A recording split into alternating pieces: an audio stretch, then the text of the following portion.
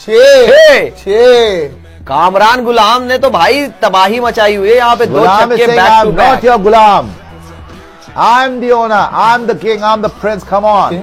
और शम्सी को मार मार के भरता बना दिया यहाँ पे। आज कामरान गुलाम दिखा रहा है कि ये भी किसी का गुलाम नहीं है। ये वो गुलाम नहीं जो घुटने टेक देगा, ये वो आदमी है जो छक्के मारेगा 2.5। कहाँ छुपाया था इसे इतना चारहाना बल्लेबाज कामरान गुलाम के छक्कों पर। इंडिया मीडिया की वीडियो आपने देख ली। मजीद वीडियो देके मैं आपको बताता हूँ आज कामरान गुलाम ने सही मायनों में दिल जीत लिए। ऐसी लाजवाब बल्लेबाजी कि आप भी दाद दिए बगैर ना रह सकोगे। कामरान गुलाम ने कमाल की बल्लेबाजी की। केजी आज साउथ अफ्रीका के लिए KGF बन गया था।